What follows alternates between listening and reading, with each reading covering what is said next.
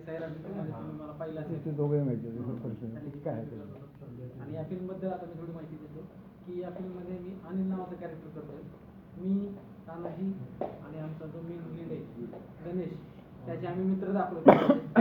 आणि येत्या 9 जूनला आमची फिल्म येते. तुम्ही जवळच्या थिएटरमध्ये जाऊन नक्की बघा आणि तुमचा सपोर्ट आमच्यासाठी खूप महत्त्वाचा आहे. आणि जेवढं आमच्या न्यूज जे काय लावता येतील तेवढा लावण्याचा प्रयत्न करा आणि आम्हाला मदत करा. आमची फिल्म तुमच्या थ्रू लोकांपर्यंत पोहोचेल अशी अपेक्षा करतो. थँक्यू. 9 जूनला प्रदर्शन आहे. हां, नमस्कार, मी तानाजी. ह्या सिनेमात मी दाद्या नावाचं पात्र साकारतोय आणि जो आमचा लीड आहे गणेश, त्याचे 3 मित्र असतात, दाद्या, अनिल आणि बाळ. त्यातला मी दाद्या आहे. आणि ही काही गावातली पोरं आहेत. गावातल्या काही गोष्टी असतील, मग काय मजेशीर काही गोष्टी असतील, काय कांड करणं असेल, चोऱ्यापासून माऱ्यापर्यंत अशा सगळ्या गोष्टी पोरं करते ती. त्याचबरोबर अशी पुढं गोष्ट जाते आणि त्याचबरोबर UPSC MPSC ह्या पण संदर्भाची गोष्ट बोलते आपली. तर ही गोष्ट आपल्याला 9 जूनला जी काय मी बोलतोय 9 जूनला क्लिअर होती ही गोष्ट कशा संदर्भात आहे, कुठून कशी वळणी घेतली. तर 9 जूनला जाऊन बघावं अशी आशा बाळगते आणि तुम्हाला आवडेल. नमस्कार, मी गोवर्धन दोलताडे, मुसंडी या चित्रपटाचा लेखक आणि निर्माता. मुसंडी हा चित्रपट आम्ही खूप एक चांगली कन्सेप्ट घेऊन एक आपल्या राज्यातील किंवा आपल्या देशातील विद्यार्थ्यांसाठी आणि त्यांच्या पालकांसाठी चांगली कन्सेप्ट घेऊन आलो आहे. मुसंडीचा अर्थ म्हणजे प्रत्येक व्यक्ती आपल्या जीवनामध्ये मुसंडी मारण्याचा प्रयत्न करत असतो वेगवेगळ्या पद्धतीने. असाच एक प्रयत्न MPSC आणि UPSC करणारी मुलं, एक आपण अधिकारी होण्याचं स्वप्न मनाशी बाळगतो तरी मुसंडी आपण मारू हे एक स्वप्न मनाशी धरून ते अभ्यास करत असतात. परंतु अभ्यासाचा कार्यकाळ किंवा म्हणजे परीक्षा जरी वर्षाला असल्या तरी त्यातून सक्सेस होणाऱ्या मुलांची संख्या खूप कमी असते, अनसक्सेस मुलांची संख्या खूप मोठी असते. आणि अनसक्सेस मुलं हे शेवटच्या टोकापर्यंत जाऊ शकतात, सुसाईड करू शकतात किंवा ते कुठल्याच काही कामाचे राहत नाहीत. त्यांना गावातली लोक व्यवस्थित म्हणजे बोलत नाहीत, आईवडील पण त्यांना म्हणजे असं व्यवस्थित बोलत नाहीत.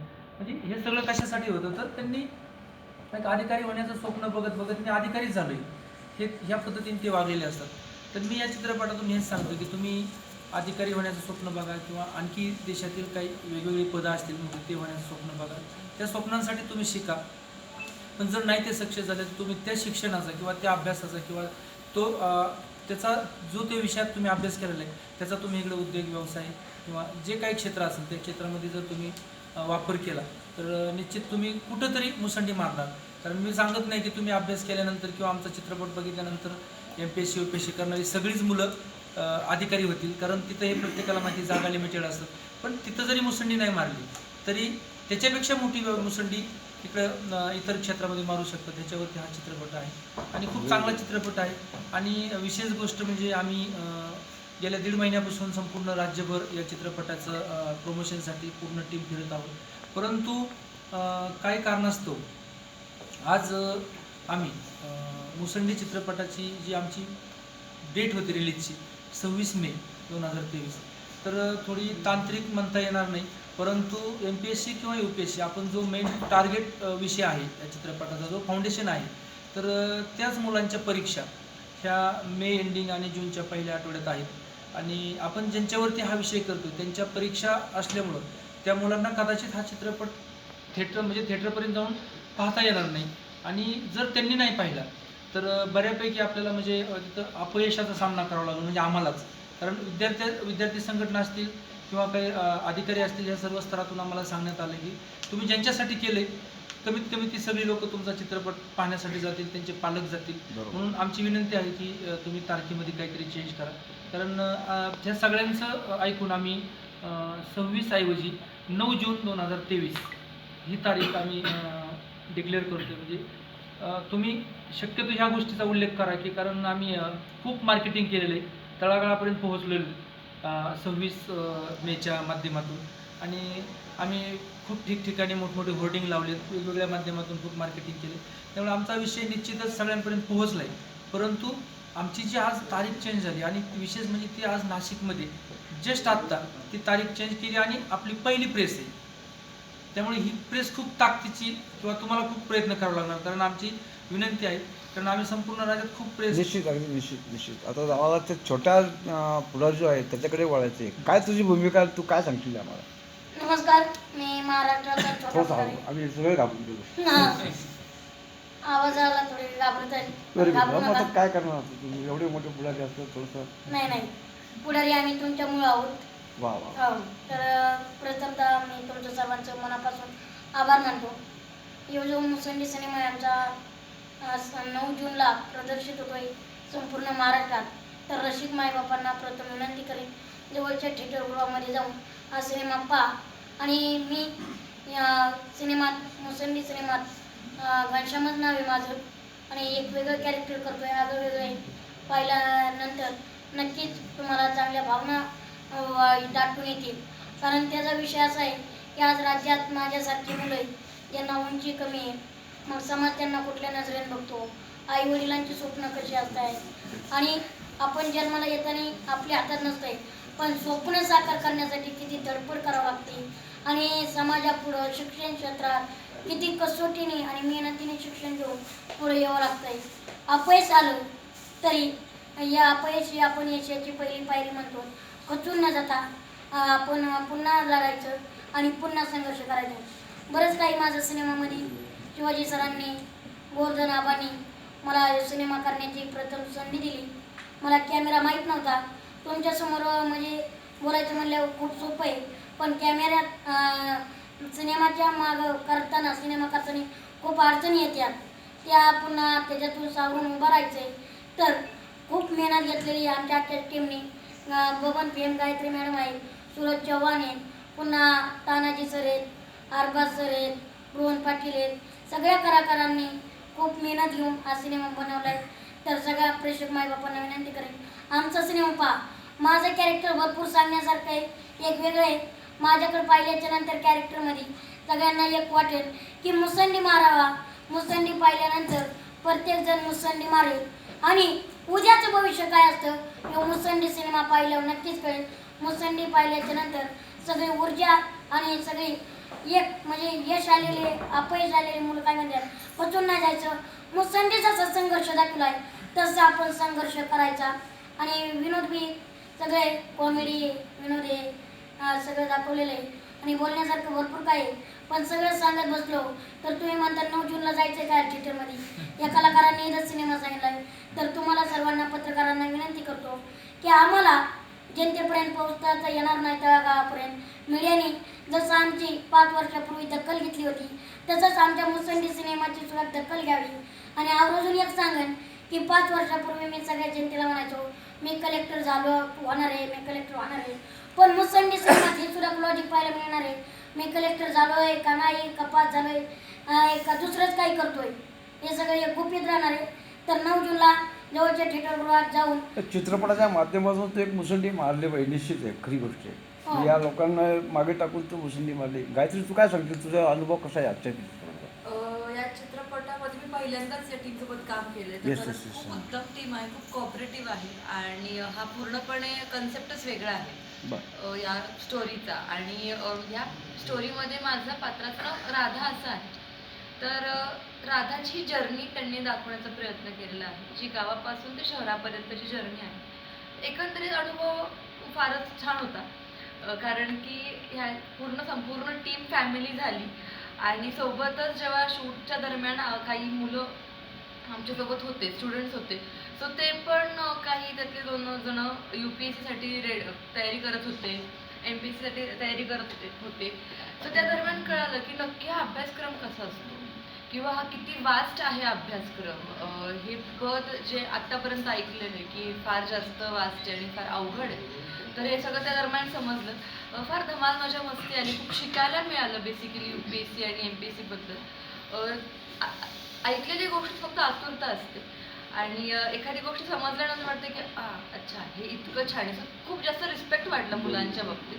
म्हणजे जे लोक, जे पण स्टुडंट्स आहेत जे फेल होत असतील किंवा जे सक्सेस होत असतील, आज आपण फेलियर्सकडे कदाचित पाहण्याचा दृष्टिकोन वेगळा असू शकतो किंवा अरे फेल झाले, 2-3 मार्काने फेल झालं असं आपण बऱ्याचदा म्हणतो की एवढीशी टक्केवारी होती तर पास कसं नाही होत आलं. पण जेव्हा अभ्यासक्रम आणि त्या पूर्ण गोष्टीचा अंदाज आला तेव्हा कळालं की अरे फेल होणं पण जिकिरीच आहे, हे पास झाल्यासारखंच आहे. सो येस, खूप जास्त रिस्पेक्ट असते मुलांसाठी, आधीही होता नो डाऊट, पण आता जास्त आदर वाढला. त्यांचा स्ट्रगल त्यांचं बाय चॉईस त्यांनी हे निवडलेलं आहे. लागलेलं कोणी काम करत असताना तो पिक्चरमध्ये डायरेक्ट कन्वर्ट झाला. मला सरांनी, शिवाजी सरांनी कॉल केला होता आणि भीमा सरांचे आभारी मानतो की त्यांनी मला एक रूम मोठा रोल दिले असे. आणि माझ्या बाला नावाचं कॅरेक्टर कॉमेडी दहशत घालणारच कॅरेक्टर आहे माझं. आणि थिएटरला गेल्या बघतानाच 9 मेला खतरनाक 9 जूनला UPSC आणि NPSCचा विषय घेऊन तुम्ही हा चित्रपट अतिशय चांगला विषय तुम्ही निवडला आहे.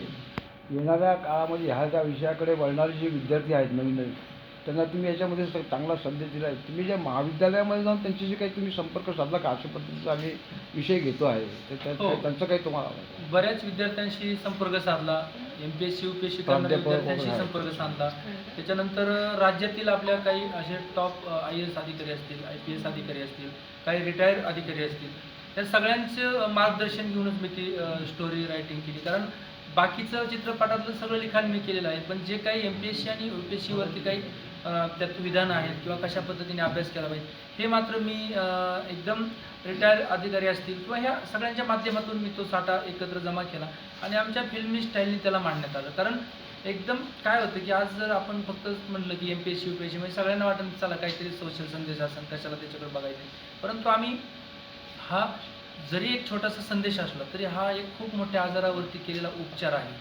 आणि खरंच राज्यातील सगळ्या मुलांनी म्हणजे कुठल्याही प्रकारचं शिक्षण असू द्या आणि त्यांच्या पालकांनी हे एक औषध म्हणून ह्या मुसंडी चित्रपटाकडे पाहिलं पाहिजे.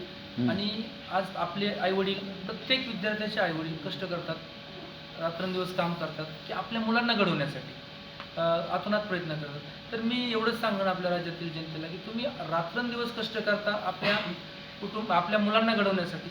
तर आमची एकच इच्छा आहे की तुम्ही फक्त 2 तास द्या. जो आमचा चित्रपट 2 तासाचा आहे, तो चित्रपट तुम्ही तुमच्या मुलांना एकत्र घेऊन बघा.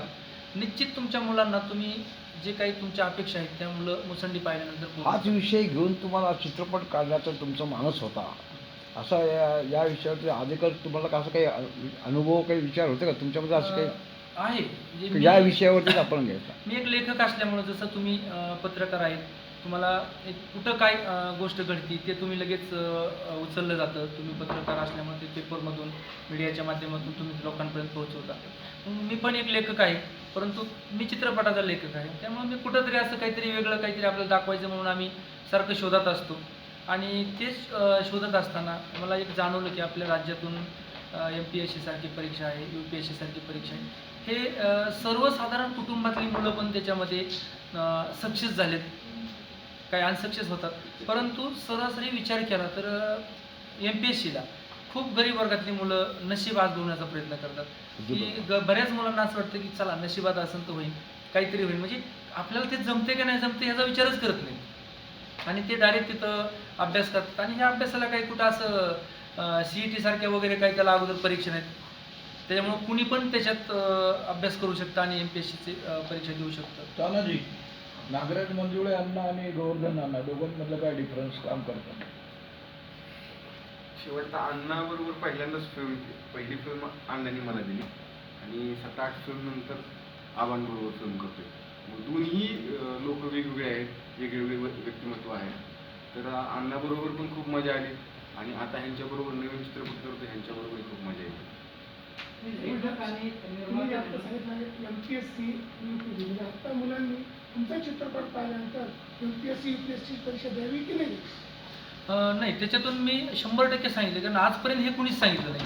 कारण MPSC UPSCच्या विद्यार्थ्यांना जरी कुणी मार्गदर्शन करायला आलं तरी त्यांना सांगतात की तुम्ही हे प्लॅनमध्ये MPSC UPSC करत असता. पाहिल्यानंतरच त्या मुलांचे आईवडील असतील किंवा स्वतः मुलं असतील ते ठरवतील. आणि हा चित्रपट पाहणं खूप गरजेचं आहे. आणि हा चित्रपट पाहिल्यानंतर त्यांचं फ्युचर काय असणार आहे, त्यांचं करिअर काय असणार आहे हे त्यांना माहिती पडेल. आणि त्यांच्या लाईफसाठी 100% जरी फायदा नाही झाला तरी एक 10-20% तरी फायदा होईल. आणि लाईफमध्ये मुसंडी कशी मारायची ही मुसंडी पाहिल्यानंतर नक्कीच कळेल. कारण प्रत्येक जणांना असं वाटतं की माझा सिनेमा आहे खूप चांगला आहे, पण मुसंडी खरोखरच उपयुक्त आहे, औषध आहे एक. आणि त्याचा फरक पडेलच नक्की.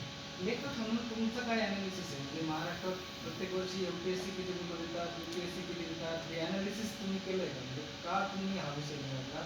त्याच्यामागचं काय लॉजिक आहे? म्हणजे ठीक आहे, विषय म्हणून तो योग्यच आहे, कारण तरुण आहे आणि त्यांच्या करिअरच्या दृष्टीने तो खूप महत्त्वाचा विषय आहे. तुमचं ॲनालिसिस काही केलंय का?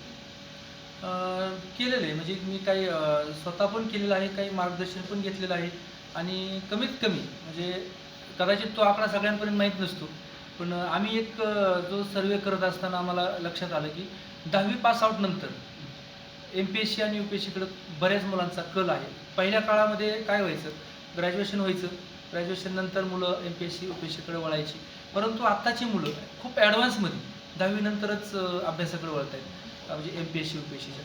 आणि मेन मला जास्त तर मी सांगणार नाही, परंतु 10वी ते MPSCचा एज बाद होईपर्यंत साधारण 35 वर्षाचा कार्यकाळ, म्हणजे 35व्या वर्षापर्यंत साधारण मुलं अभ्यास करतात. म्हणजे वय वर्ष 16 ते 35, म्हणजे जवळपास 14 ते 15 वर्ष मुलं या परीक्षांचा अभ्यास करतात. आणि एवढा अभ्यास करून जर तो मुलगा अनसक्सेस झाला तर तो आयुष्यात एवढा म्हणजे पश्चाताप होतो की मी का जन्माला आलो. माझ्याबरोबरचा एक विद्यार्थी तहसीलदार झाला, मी आज काहीच नाही. आणि ह्या टेन्शनमध्ये मुलं बरीच आत्महत्या करतात, बऱ्याच मुलांना वेळ लागतं. आणि काही मुलं आहेत जे पहिल्यापासूनच काही जसं मुसंडीत आम्ही काही गोष्टी दाखवल्यात त्या पद्धतीने जाणारी काही मुलं आहेत, तर ती मुलं आज सक्सेस आहेत. आणि खऱ्या अर्थाने ह्यांनी जसं मागाशी विचारलं की मी तर, आणि शिवाजींनी सांगितलं की आपले डिरेक्टर येते चित्रपटाचे, तर खरंच म्हणजे मी एक बिझनेस म्हणून नाही तर राज्यातली जी मुलं आहेत ह्या सगळ्या मुलांसाठी ना एक वरदान ठरणार आहे हा चित्रपट. म्हणजे यातून प्रत्येक मुलगा एक सक्सेस घेऊन जाणार आहे. मी म्हणत नाही की MPSC UPSCतूनच सक्सेस मिळेल, पण वेगवेगळे विषय आहेत त्याच्यामधून आणि प्रत्येक विषय अशा स्वरूपाचं प्लॅन ए बी तर मी नाही सांगू शकतो. मी तर पिक्चरमधून दाखवलंय का नाही दाखवलं ही जनता बघत, पण माझं एक मत आहे, तुम्हाला पटेल तर हा म्हणा, नसेल तर नका. पण तुम्हाला जर ए प्लॅनची गॅरंटीच नसेल तर तुम्ही बी प्लॅन ठेवायचं, म्हणजे म्हणून बी प्लॅन ठेवता. तुमची ए प्लॅनवरती एवढी भावना पाहिजे, एवढी गॅरंटी पाहिजे, नाही मी हे करतोय ना तर करणारच.